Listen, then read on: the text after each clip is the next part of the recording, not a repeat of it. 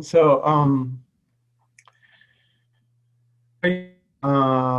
thoughts this last week? What are your thoughts been going forward in terms of our work together and how it's evolving? Well, what's interesting to me is that this has taken a mind shift that I imagine that when we start working with clients through this process, it could be a similar mind shift. Some of them have already made the mind shift, but the mind shift for me is, um, especially because this is all about marketing, it's taking a more expansive view of results. I mean, in our last conversation, I thought it was really interesting to look at the 5 things that we want to think about in helping someone get more results emotionally, mentally. Um, I can't remember the others, but it's not just about ROI. And so a lot of my focus in the past has been very tactical, even though I've always had a strategic view because that's how I teach. But when I deliver stuff for clients, it's all tactical, and it's all about either getting more leads or getting more visibility, or putting a download or a lead magnet up or something like that to make something happen. There's like this energy of making something happen. And the shift for me is moving into, this is going to sound really silly in a certain kind of way, but I think that this is where we're headed, is to be in a more of a mindset of joy, of wow, I'm getting to help make a difference for somebody today. And they're going to be my kind of person. And I'm going to do it with integrity about who I am. Not that I was doing things without integrity, but more transparency and vulnerability. I don't have to put on some kind of, marketing hat that isn't quite me. Instead, what I'm going to do is I'm going to be out there talking to people about what I love and what difference I can make. I mean, and this isn't just for me personally, this is where we want to take our clients, but I'm feeling like that there's needed to be this shift in how I look at each part of what we're doing to create our own messaging as we go forward, to really come fundamentally be human and be in touch with the joy and the sense of contribution that we get from doing the work we do. And when I'm in that place, which is, I can be in there longer and longer. I mean, that's the shift for me. It's been hard to be in that place of contribution and delight and joy about what we do, rather than, oh, this has to be good copy and it has to be compelling and it has to do this and it has to do that. So not that I can't bring those skills in. So anyway, I'm sorry, long answer to a short question, but that's really kind of in the bigger view, that's what's happening, I think. Yeah. I think it's great what you said, that the context of mindset of joy is I think we were each trying to some degree to put ourselves into results-based mindset that was in the old idea of a marketer. And so then, like you said, very tactical and results oriented, in the desire to make our work make sense to someone else. But then in the process of forcing ourselves to fit into that box, we were losing a lot of, actually much more than it seemed like. And what we're doing now, which was kind of one of the big things we've been doing, is making the box of our business fit a lot more of who we are and what we see is possible for another business. So it's like the we're holding space for designing a purposeful business that is, well, actually, I know one of the list of criteria I have here from the notes: keeping multiple levels of satisfaction in balance. Think of a bar chart and keeping them growing in harmony. So income, enjoyment, purpose, energy, and impact. So the idea was that if you came to help somebody and you had this, let's say the bars were matching, and you came and you increased the profit, and then no consideration of the other bars, and then the other bars even went down, but there was nobody even watching for the other bars, then you create a very imbalanced business. Maybe, for example, creating a job for the CEO going from 40 hours a week to 100 hours a week and very miserable, no time for family. And that would be a failure. Much more profit in the first year, perhaps, or something, but much more failing in the long run.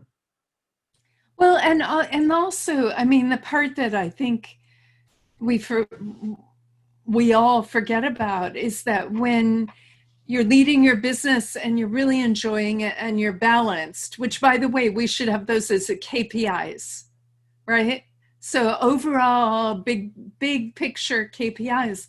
But when you're in that balance, it's more fun for your customers because there's like room for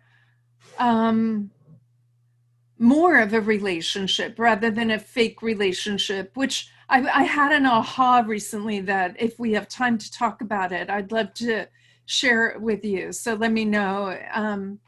Yeah, do you want go me to do ahead. that now?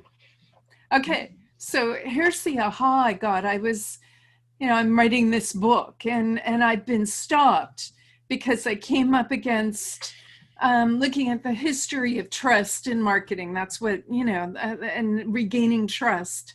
But what I came up against was that around the 40s, 50s, and 60s, and 1940s, 50s, and 60s, big companies started to do a certain kind of marketing that got its real heyday with like the Mad Men type of format, right? Where the ad companies created the whole personality for the company, and it didn't have anything to do with who was in that company or what kind of connections people had. They were pushing out a personality. So here's the aha that I got. Well, let me add one more piece to that. And part of what stopped me in moving forward in the book is that a lot of the message and personality that was being pushed out by big companies at that time displaced a lot of home created goods and made them out to be bad. So here's a quintessential example is Wonder Bread. So bread companies, and this happened with a lot of food companies, bread companies started to promote how they could create bread that had a crumb, a feel, a fine texture like cake. And it's white and clean, all the same color, all the same feel, perfectly sliced. All of those things were things that home-baked bread was not. Okay? So, and it was all about look. It wasn't about nutrition at all. It wasn't about the innate value of it. And yes, there was a time consideration. So, hey, if you bought your bread, you didn't have to spend time making bread, right?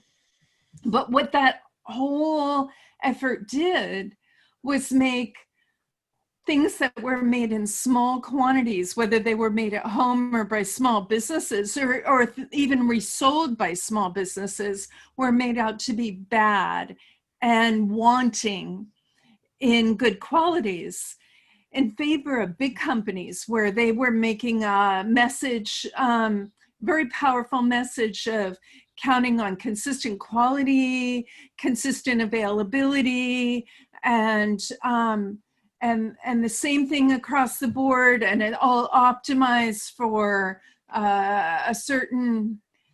So this all was going through my mind. I was writing about it for this book, and what I realized is that small business started to kind of compete on big companies' terms rather than really lean into the huge differentiator, which is relationship. So when you have a small business, you more than likely have a personal encounter with your client, whether it's a small retail store, hardware store, plumbing, car dealership, or consulting, or anything. When it's a small business, you have that personal encounter, whether it's by phone or in person. And that relationship is something a big company can never have in that way at all. They never have that. Okay, so then I got to this point in writing the book, and I was like, oh my God, now what? So the aha I got the other day was that what happened to marketing, and this is where we are today with marketing, is that we developed a bunch of tools that create personification. This is what triggered it, as I got an email about why personalization is so important in marketing right now. And I'm like, wow, that's just so weird to me, personalization. And that's because all our marketing tools, all our marketing thinking, all our marketing progress is around how to market for big companies where they don't have a human connection, and they have to make it up with avatars that are synthesized out of some kind of data pool, rather than lots of connections with customers, firsthand connections, or they have to create fake personal connections by having focus groups. And then they have to personalize things on a mass scale that doesn't have anything to do with the people on the other end and what they really want, unless they start asking questions. Anyway, there's this huge gap between a big company and an individual. And then now we have small businesses trying to use these same tools, asking questions. So how do I use personalization in my email marketing? And so what that does, and Chris, you have some thoughts about this, I know, on websites that you talked about last week, where it's a similar kind of thing, where the small business has this precious relationship. Think of a restaurant. When the restaurants closed because of the virus, huge communities of people still loved those restaurants. They wanted to help those restaurants. Any of them that started to GoFundMe, funds poured in to save those restaurants. Customers asking, how do I support you? Yeah. And very, very often, I think those businesses are surprised by the level of that, which is a big indicator that the way people are taught to think does not include that. Yeah, it's like, and it's not just marketing. That's the other part of the aha. All of our thinking, all of our writing, all of our thought or almost all of our thought leadership, because, you've introduced me to a lot of thought leadership that's very, the passion business. It's really oriented towards human connection.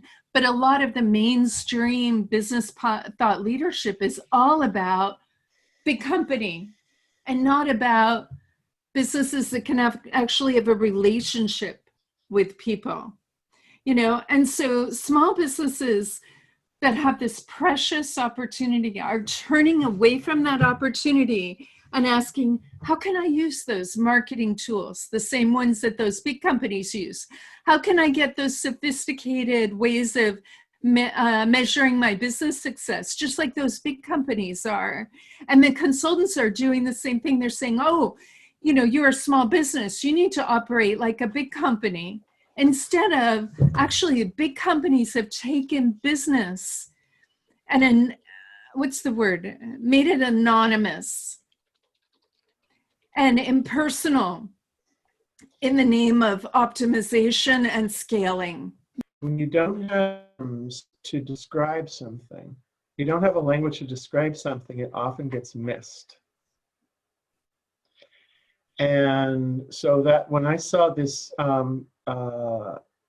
small thing by the company Drift talking about an emotional moat around your brand, that already was the start of some language to talk about this.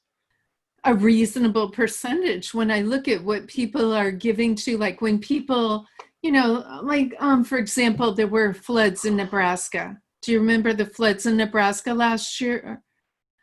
There were huge floods. I don't know when it was, but there were huge floods and they didn't get any national attention. And so people from Nebraska, a couple of people started putting the information out there. One person that I was following on Instagram for a completely different reason said, hey, do you guys know this is happening in Nebraska? And there are people that are flooded out and they're not getting any help at all. And they said, hey, I'll take donations. I'm going to send them to this organization, and this organization, all of which directly help feed, clothe, and shelter people, all reputable associations. And so they started a fund and they raised a huge amount of money from people that didn't have anybody they knew in Nebraska, but they were moved by that. So yeah, I think a fair amount of people get moved by other people's stories, not just hardships, but stories. But also, there's this, we as human beings, some of us, enough of us, get something out of being of service to somebody else, right? To help somebody else. Like if I can take 20, 50 or $100 and I know it's going to help somebody in their time of need, it's kind of like the farmers that help each other when a barn burns down, right? Or a thunderstorm is coming and somebody's crop has to be harvested. Anyway, you were going to say something. It also, it needs being useful is on the list. And people want to be useful, and it's really the old marketing system probably emphasized the hierarchy of needs, right? The Maslow's hierarchy of needs. The old system probably encouraged the lower needs, the lower levels of that pyramid. And, in this inspiration marketing book, he talks about you can 3 levels. You can appeal to the animal nature, so fear and danger. You can appeal to the human nature, which is kind of like personal self-interest and practical logical. And you can appeal to the social, the desire to do good in the world and meaningful and useful. And so that book is all about inspiring people to a cause or a mission. And even when you inspire people to a mission or a cause, you have to be careful because some people have been inspired to a mission or a cause that was destructive. So you have to be wise about it. Is that there's not been a language to discuss this. And so it's gone unnoticed. So we're helping to form a language on the meaning, the people want to have meaning. They want to have a sense of meaning. My other example that I'm trying to write as a blog post is where I needed car insurance, and the one company, I was in a hurry, so I got like farmers insurance, and it was easy to get. And then it turned out that there was a farmer's insurance down in my town, my little town downtown, and I was automatically assigned to him. But I was very surprised he never sent me like a handwritten card, because I was always passing by his shop and seeing his name and on my way to get my coffee. And already I was thinking I should make an effort to connect with this guy, because he's trying to make a business and taking the expense of renting a storefront, which is a lot of money.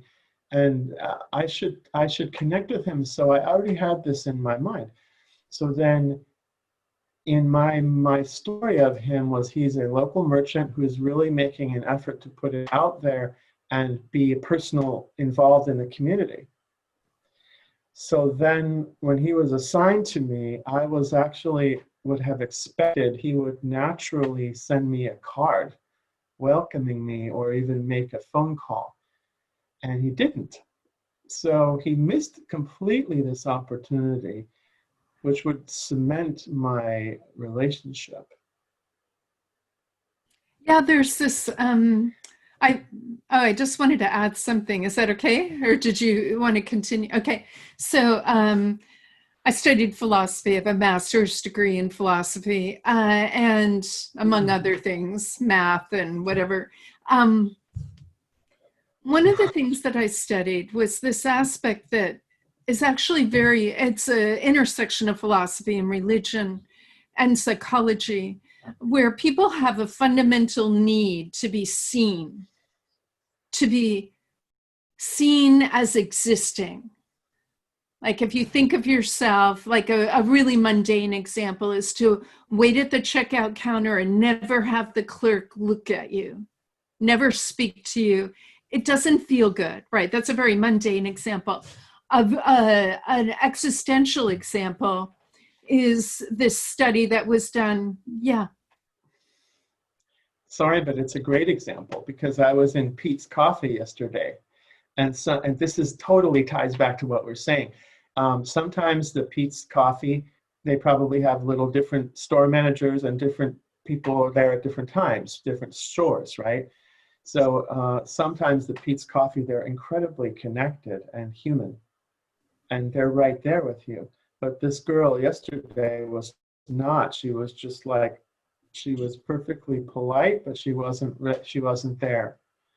And then she was being on automatic, and they don't necessarily train for this connection, but it makes complete difference. I did not feel seen. I was just, it was a transaction. That was it.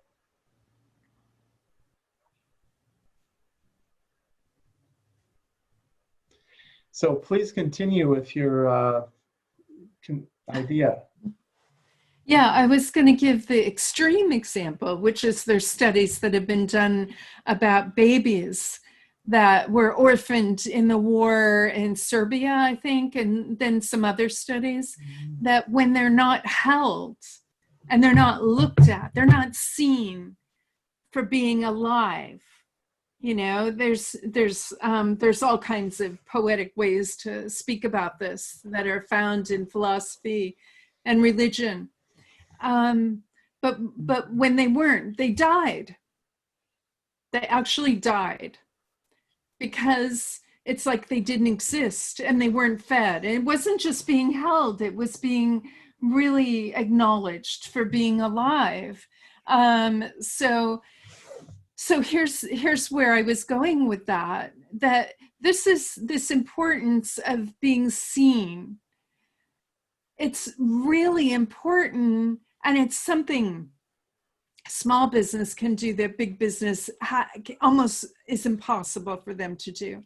That's why they look for all of these tools and use big data and run focus groups, because they can't do that. It's a huge advantage for small business that I don't think small businesses are getting, because like you said before, Chris, it's a different animal. And we were talking about how all of business, mainstream business writing and thought leadership is about the big company animal and not the small business animal. And then when you were talking about the hierarchy and needs, this aspect of being seen, the acknowledgement of your existence, is a really fundamental need that you can meet as a business owner. And when you do, you create a connection. When I think about my love of coffee shops, or even just really any shop where I go in and buy something, I mean, what I really want is this kind of like, how are you doing today? Oh, great. You know, how's it going? Okay. And if someone was to, the teller was to joke about in the right way about something I bought, and or say, oh, that's a good brand. Oh, that I should, or I've never tried that. Have you, you know, how do you like it? That makes you feel, it's kind of like in my mind, there's a little storybook going, which is like, it's like a childhood, like I go down to the shop and I talk to the shopkeeper, and then I talk to the baker, and then I talk to the other merchant, and I walk down to the corner and say hello to Mrs. Johnson, and like, I have this little village in my mind that is meaningful. And Pete's Coffee, they can do it, or you know, any place could have this experience. And it doesn't take very much of that feeling for me to have the feeling like I do matter and I'm part of something. And if we're living in a large society, we're not actually living in a village, but we still construct this picture in our mind. And it doesn't matter exactly how we construct it, as long as we have this picture of some people that matter to us, some people that we matter to, some people that feel like they cared about us. Yeah, and yeah.